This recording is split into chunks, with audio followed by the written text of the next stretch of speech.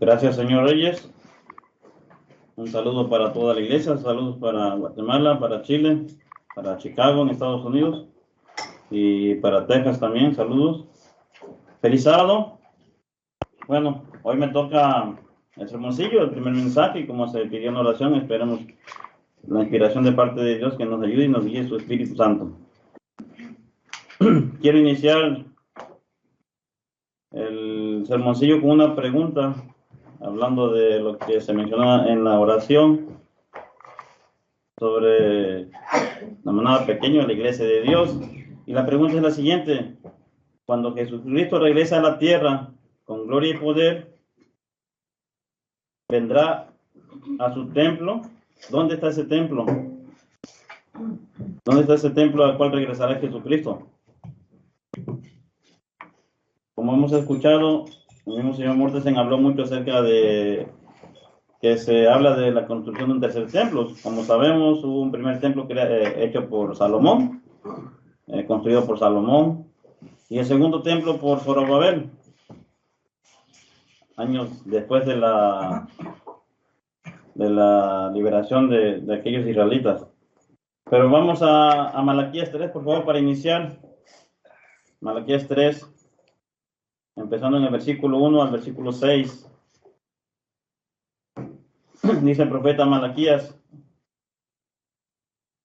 He aquí, yo envío mi mensajero, el cual preparará el camino delante de mí, y luego repentinamente vendrá a su templo el Señor a quien buscan.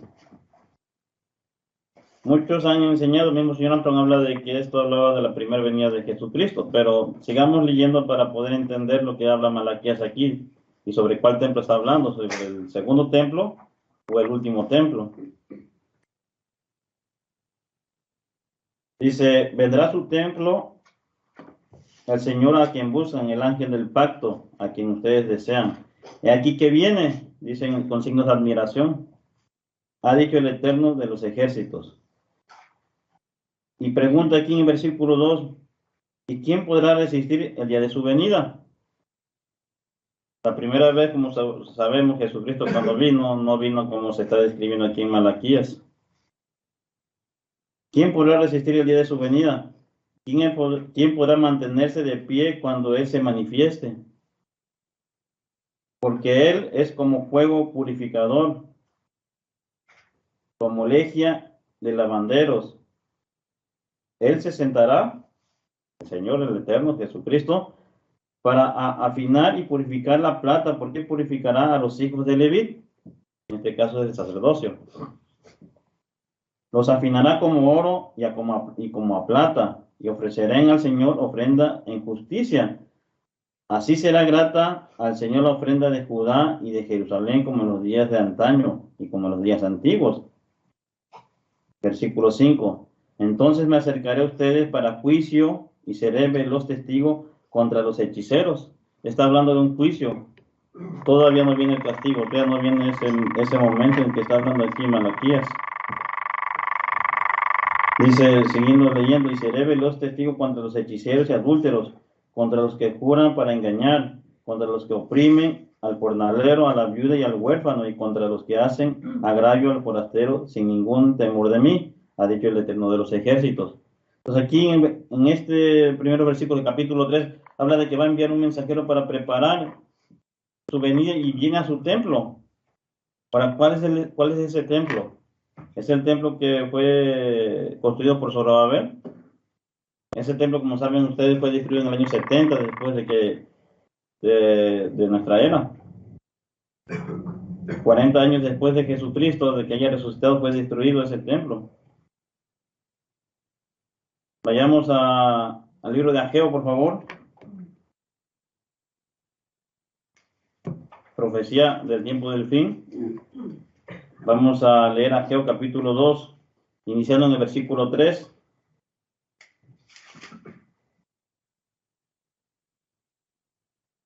Bueno, comencemos el versículo 2. Habla pues a Zorobabel, hijo de Salatiel. Zorobabel fue aquel gobernador de que construyó el segundo templo. Pues aquí dice gobernador de Judá. a Josué, hijo de Josadac, sumo sacerdote, y al resto del pueblo, diciendo, y inicia una pregunta del versículo 3, ¿quién de los que han quedado entre ustedes vio este templo en su primera gloria? Hablando del templo de Salomón, porque como sabemos el templo de Salomón tuvo mucho esplendor. ¿Y cómo lo ven ahora? ¿No es este como nada delante de sus ojos? Y aquí continúa el versículo 4, ahora pues, esfuérzate, oh Zorobabel. Zorobabel fue como esa primera fase de Malaquías, de preparar el camino, o de preparar un templo. Dice el Eterno, esfuérzate tú, oh Josué, hijo de Josadat, somos sacerdote, esfuércese todo el pueblo de la tierra, dice el Eterno, y actúen, porque yo estoy con ustedes, dice el Eterno de los ejércitos, según el pacto que hice con ustedes cuando salieron de Egipto, mi espíritu estará en medio de ustedes, no teman. Versículo 6, porque así ha dicho el Eterno de los ejércitos, dentro de poco yo estremeceré los cielos y la tierra, el mar y la parte seca. Ahí ya cambió, ahí cambia de tiempo, ya está hablando del tiempo del fin. Nunca ha pasado esto, nunca ha sucedido. Dice el versículo 7, estremeceré todas las naciones, algo que tampoco ha sucedido.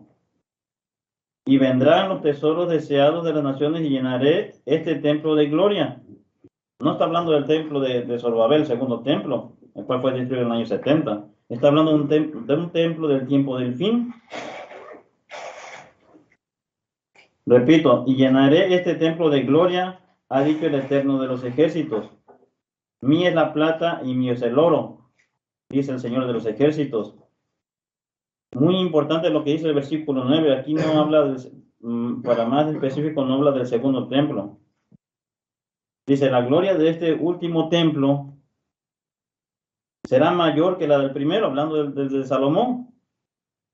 Ha dicho el Eterno de los ejércitos, y daré la paz en este lugar, dice el Señor de los ejércitos. Ahora, ¿cuál es ese templo? Va a haber una construcción en Jerusalén, como se ha mencionado, como lo mencionó muchas veces el señor Mortes, en el que preparan una construcción de ese templo. Ahí va a venir Jesucristo. ¿De ese templo está hablando? Yo creo que no, y lo sabemos. Aquí habla, espiritualmente hablando, sobre la iglesia. Y para ello vamos a Efesios, porque está hablando de un templo con gloria, un templo que no es material, un templo espiritual. En Efesios aclara un poco más el tema, Efesios capítulo 2, versículo 19 al 21. Dice Pablo aquí, en su carta a los Efesios, por lo tanto, ya no son extranjeros ni forasteros, sino conciudadanos de los santos y miembros de la familia de Dios. Habla de todas las personas que son convertidas, griegos o gentiles o judíos. Versículo 20, han sido edificados, y está hablando de una construcción, está hablando algo como figurativo al templo. Han sido edificados sobre el fundamento de los apóstoles y de los profetas, siendo Jesucristo la misma piedra angular. Está hablando de una construcción. En este caso está hablando de este último templo del cual leímos en Ageo. En él, en la piedra angular, en Jesucristo, todo el edificio, bien ensamblado, bien construido, bien como van los bloques, como van los ladrillos, bien ensamblado, va creciendo hasta ser un templo santo en el Eterno, o en el Señor, dice aquí en esta versión. Así que es muy importante que Jesucristo viene a un templo glorioso, dice, con gloria y con esplendor. Vayamos para entender un poco más al siguiente capítulo 4 de Efesios, dos capítulos más adelante de este mismo libro, Efesios 4. Vamos a leer el versículo 11. Vamos a leer del 11 al 16. Dice, él mismo constituyó a unos apóstoles y a otros profetas y a otros evangelistas y a otros pastores y a otros maestros. Y aquí en el versículo 12 encierra también el por qué, cuál es el propósito de esta iglesia o de este templo del tiempo del fin. Dice, a fin de capacitar a los santos, a fin de capacitar a los santos para la obra del ministerio. Lo mencionó don Benjamín en la oración.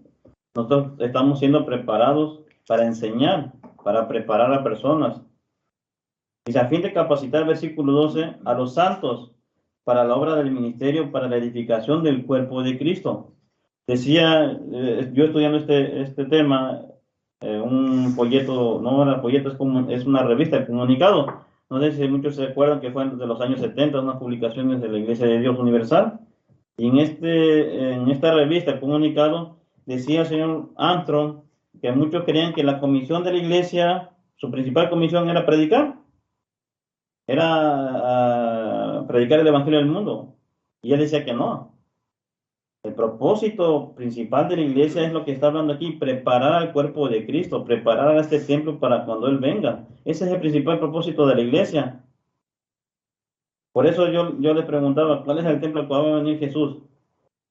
Y va a estar ese templo como se describe aquí, va a ser un buen templo bien unido, bien entrelazado, o va a estar separado. Necesitamos hacernos esas preguntas. Dice el versículo 13, hasta que todos alcancemos la unidad de la fe y del conocimiento del Hijo de Dios, hasta ser un hombre en plena madurez, hasta la medida de la estatura de la plenitud de Cristo. Esta es la meta, este es el proyecto como dicen algunos países, el proyecto de nación, o en este proyecto de la iglesia, es de preparar a las personas a llegar a la plenitud de Cristo. Y esa es la obra que tiene que hacer la iglesia. Versículo 14. Esto para que ya no seamos niños sacudidos a la deriva y llevados a donde quiera por todo viento de doctrina, por estratagema de hombres que para engañar emplean con astucia las artimañas del error, sino que siguiendo la verdad con amor, pescamos en todo hacia aquel que es la cabeza de este templo, que es Cristo, de esta iglesia. Versículo 16. De parte de él, todo el cuerpo, y vuelve otra vez a enfatizar, bien concertado y entrelazado por la cohesión que aportan todos los ligamentos, en este caso todos los hermanos, todos los miembros de la iglesia. Y se aportan todos, no uno ni dos, no, aportan todos. Recibe el crecimiento de acuerdo con la actividad proporcionada a cada uno de los miembros para ir edificando en amor. Entonces vemos que Dios viene a un templo que no es material, un templo que no es físico, un templo espiritual. Pero este templo tiene que estar bien entrelazado, tiene que estar bien construido, bien preparado. Hoy estamos, como se mencionó en la oración, viendo el sufrimiento de muchas personas. Como muchos saben, doña Minerva entró al hospital el día martes, ha estado desde el martes, está hospitalizada, y don Jerónimo, como lo mencionó, es algo difícil porque no ha podido salir del cuarto de donde está doña Mina. Le hicieron el jueves, le hicieron una cirugía en el catéter, y le dijo el doctor que era muy peligroso, que podría haber un infarto, y sí, el pronóstico fue acertado, doña Mina tuvo un infarto. Tuvo un infarto en el momento de la operación, y mencionan los doctores que su corazón estuvo 10 minutos detenido. 10 minutos se detuvo, no tuvo signos vitales durante 10 minutos, le dieron esos electroshocks para reanimarla y la entubaron. Estuvo entubada el día jueves y ayer viernes. Y toco este tema porque, como dice aquí, tenemos que estar todos en la misma sintonía, entrelazados. Y las oraciones son efectivas, todos se preocuparon, todos hablaron con don Jerónimo, estuvieron al pendiente, y gracias a Dios doña Mina ya despertó, ya le quitaron el tubo, ya está respirando por sí sola, ya está hablando. Hoy en la mañana me pasó don Jerónimo el teléfono, y llegó creo que era el enfermero, el doctor, no sé, porque le tienen que checar de que no haya un problema neuronal en su cerebro por el infarto. Y le hizo preguntas, doña Minerva, ¿dónde está? Doña Minerva contestó en el hospital. ¿Qué día es hoy? Es sábado. Le hizo preguntas para ver si estaba consciente de la situación. Entonces, son buenas noticias. Entonces, quiere decir que las oraciones son efectivas cuando se cumple con esto que estamos leyendo. Vayamos al mismo libro de Efesios, capítulo 5, 26. Perdón, Efesios capítulo 5, versículos 26 y 27. En el versículo 25 habla de la responsabilidad de los esposos. Dice, esposos, amen a sus esposas, porque está poniendo un ejemplo como Cristo con la iglesia. Dice, esposos, versículo 25, amen a sus esposas, así como también Cristo amó a la iglesia y se entregó a sí mismo por ella, a fin de santificarla, habiendo purificado en el lavamiento del agua con la palabra, para presentarla a esta esposa, a esta iglesia. Dice, para presentarla a sí mismo una iglesia gloriosa. Lo que estamos hablando, un templo, leímos que era un templo glorioso en Ageo. Y era un templo con gloria. Aquí está especificando quién es ese templo con gloria. Es la iglesia. Una iglesia gloriosa, que no tenga mancha ni arruga, ni cosas semejantes, sino que sea santa y sin falta. Esa es nuestra meta, de llegar a tener esa característica. Tenemos que ser sin falta y sin mancha. Quiero leerles unos ejemplos del propósito principal de la iglesia. ¿Cuál es el propósito? ¿Qué tienen que hacer los miembros dentro de este templo que se está preparando para esa venida, segunda venida con poder y gloria de Jesucristo? Y un ejemplo muy vivido fue después de Pentecostés, cuando recibieron aquellos discípulos el Espíritu Santo y todas aquellas personas que se arrepintieron. Al día siguiente les pasó un testimonio, y quiero compartirlo con ustedes. Eso está en Hechos, el libro de los Hechos, capítulo 3. Vamos a leer del versículo 1 al 9. Voy a tomar un poquito más de tiempo. Perdón por ello, pero es importante. Vamos a leer el libro de los Hechos de los Apóstoles, capítulo 3, versículo 1 al 9. Dice, Pedro y Juan, después del Pentecostés, como les decía yo, subían, eso viene en el capítulo 2 de Hechos. Dice, subían al templo a la hora de la oración, a las 3 de la tarde. En algunas versiones dice a la hora novena, pero a la hora novena es a las 3 de la tarde. Y era traído cierto hombre que era cojo desde el vientre de su madre. Imagínense, era cojo toda su vida. Y cada día, su madre o su padre, no sé, su familia, sus amigos, no dice aquí, lo ponían a la puerta del templo. El templo el segundo templo que hizo Zorobabel. Dice, lo ponían en la puerta del templo que se llama Hermosa, para pedir limosna de los que entraban en el templo. Este cojo, al ver a Pedro y a Juan que iban a entrar en el templo, les rogaba para recibir una limosna. Entonces Pedro, juntamente con Juan, se fijó en él, dirigió su mirada hacia aquella persona y le dijo, míranos. Él les presta atención porque esperaba recibir algo de ellos, pero Pedro le contestó a la persona, no tengo ni plata ni oro. Él esperaba dinero, esperaba algo material. Pero lo que tengo te lo doy. En el nombre de Jesucristo de Nazaret, levántate y anda. Ayer me comentaba don Jerónimo de las personas que hablaron con él. Muchos decían, don Jerónimo, ¿y qué podemos hacer nosotros? Lógicamente, estando en esa situación, físicamente no se puede hacer nada. Pero aquí está el ejemplo, ¿qué es lo que podemos hacer? Aquí Pedro aplicó. Dice, levántate y anda. Le tomó de la mano derecha y lo levantó. De inmediato fueron afirmados sus pies y los tobillos.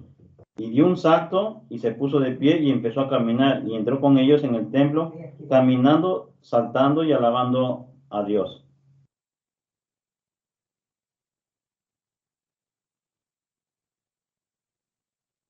Dice el versículo 10, reconociendo que él era el mismo que se sentaba para pedir limosna a la puerta del templo, y se llenaron de asombro y de admiración porque lo que había acontecido. Ahora, pero ¿qué pasó? Fíjense qué pasó después de que pasó este milagro. Los sacerdotes que administraban el templo de Jerusalén, eso pasa en el capítulo 4, pasamos al capítulo 4 de ese mismo libro. Dice, mientras ellos estaban hablando al pueblo, llegaron los sacerdotes, estos sacerdotes, los descendientes de Leví, el capitán de la guardia del templo y los saduceos, los maestros, dice, resentidos de que enseñara al pueblo y que anunciara en Jesús la resurrección de los muertos. No les gustaba ese tema. Al mismo pueblo de Dios no les gustaba esto que hablaba Pedro y Juan. Les echaron mano y ¿qué crees que hicieron? Los echaron a la cárcel por hacer algo bueno. Y se los pusieron a la cárcel hasta el día siguiente, porque ya era tarde. Pero muchos, versículo 4, pero muchos de los que habían oído la palabra creyeron y el número de los hombres llegó a ser como 5,000 a raíz de ese milagro. Brinquemos al versículo 23 y 24 del mismo capítulo 4 de Hechos. Dice, una vez sueltos, Pedro y Juan fueron a los suyos, o sea, a la iglesia, al templo espiritual, hablando de ese tema. Dice, fueron a los suyos y les contaron todo lo que los principales sacerdotes y ancianos les habían dicho, que no querían que predicaran a Jesús, ni que hablaran de sanidad, ni de los milagros, ni de la resurrección.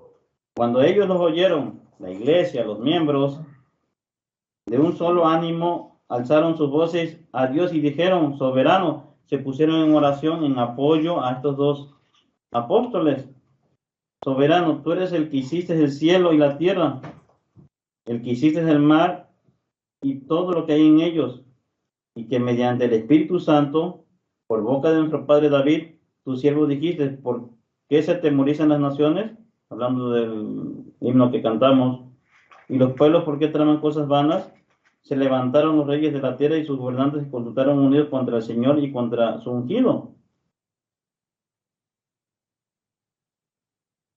Aquí lo que hizo Pedro y Juan es acercarse a la iglesia, y no para que los apoyaran de una manera material, sino que en ánimo y en oración.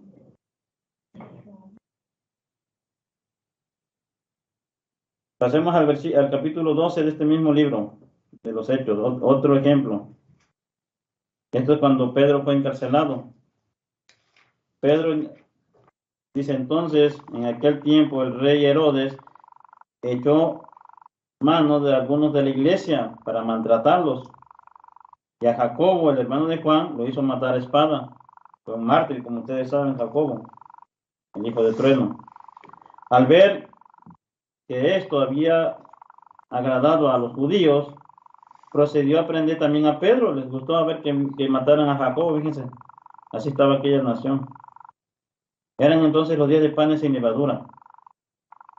Cuando le tomó preso, le puso en la cárcel, entregándolo a la custodia de 4 escuadras de 4 soldados cada una, con la intención de sacarle al pueblo después al pueblo después de la Pascua.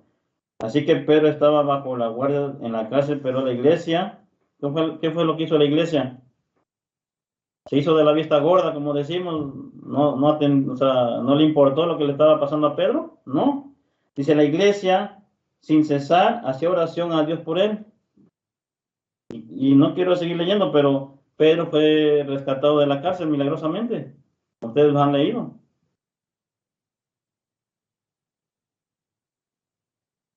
Vayamos a 1 de Corintios 12. Por favor, ya mi penúltima cita. 1 de Corintios 12. Vamos a iniciar en el versículo 4. Hablando de la formación o de las características de la iglesia, del templo. Dice, ahora bien, hay diversidad de dones, pero el Espíritu es el mismo. Todos tenemos el mismo Espíritu. Hay también diversidad de ministerios o de maestros, pero el Señor es el mismo. Versículo 6. También hay diversidad de actividades, pero el mismo Dios es el que realiza todas las cosas en todos. Pero a cada cual les he dado la manifestación del Espíritu para provecho de muchos, para provecho mutuo, perdón. Versículo 8. Porque a uno se le da palabra de sabiduría por medio del Espíritu, pero a otro se le da palabra de conocimiento, según el mismo Espíritu Santo. A otro se le da fe por el mismo Espíritu. A otros dones de sanidad. A otros el hacer milagros. A otros profecía. A otro discernimiento de espíritus. Y a otro géneros de lenguas. Y a otro interpretación de lenguas. Pero todas estas cosas las realiza el único y el mismo Espíritu. O sea, ese es el Espíritu que nos une. Eso es lo que entrelaza al templo, a la iglesia de Dios. Repartiendo a cada uno en particular como Él designa. Versículo 12. Porque de la manera que el cuerpo es uno solo, pero tiene muchos miembros, y que todos los miembros del cuerpo, aunque son muchos, son un solo cuerpo. Así también es Cristo, porque porque por un solo espíritu fuimos bautizados todos en un solo cuerpo, tanto judíos como griegos, tanto esclavos como libres, y a todos se nos dio a beber de un solo espíritu. Pues el cuerpo no consiste de un solo miembro, sino de muchos. Si el pie, hablando de metafóricamente del cuerpo humano, si el pie dijera, ¿por qué no soy mano? No soy parte del cuerpo. Por eso no sería parte del cuerpo, pregunta el mismo pie. Si la oreja dijera, ¿por qué no soy ojo? No soy parte del cuerpo. Por eso no sería yo parte del cuerpo, si sería yo, o sea, está hablando de que son diferentes. Si todo el cuerpo fuese ojo, ¿dónde estaría el oído? Si todo fuese oreja, ¿dónde estaría el olfato? Pero ahora Dios ha colocado los miembros en el cuerpo, cada uno de ellos como Él quiso. Hablando de que todos somos diferentes, pero todos tenemos un mismo espíritu y tenemos el mismo propósito. Porque si todos fueran un solo miembro, ¿dónde estaría el cuerpo? Pero ahora son muchos los miembros y a la vez son un solo cuerpo. El ojo no puede decir a la mano, no tengo necesidad de ti. Ni tampoco la cabeza a los pies, no tengo necesidad de ustedes. Porque uno caminaría si no se existieran los pies. Muy al contrario, los miembros del cuerpo que parecen ser los más débiles son los más indispensables. Dice Pablo, versículo 23. Además, a los miembros del cuerpo que estimamos ser de menos, a los menos insignificantes, a los más débiles, a estos los vestimos aún con más honor y nuestros miembros menos decorosos son tratados aún con más decoro, porque nuestros miembros más honrosos no tienen necesidad, pero Dios ordenó el cuerpo, dando más abundancia y honor al que le falta, para que no haya desavenencia en el cuerpo, sino que todos los miembros se preocupen los unos por los otros. Aquí está el propósito de la iglesia, preocuparnos los unos por los otros. De manera que si un miembro padece, como el caso de doña Minerva, en el caso de otras personas que han sufrido en el pasado, todo el cuerpo dice, todos los miembros se duelen con ese miembro. Si un miembro recibe honra, todos los miembros se gozan con él. Ahora bien, versículo 27, ustedes son el cuerpo de Cristo y miembros suyos individualmente.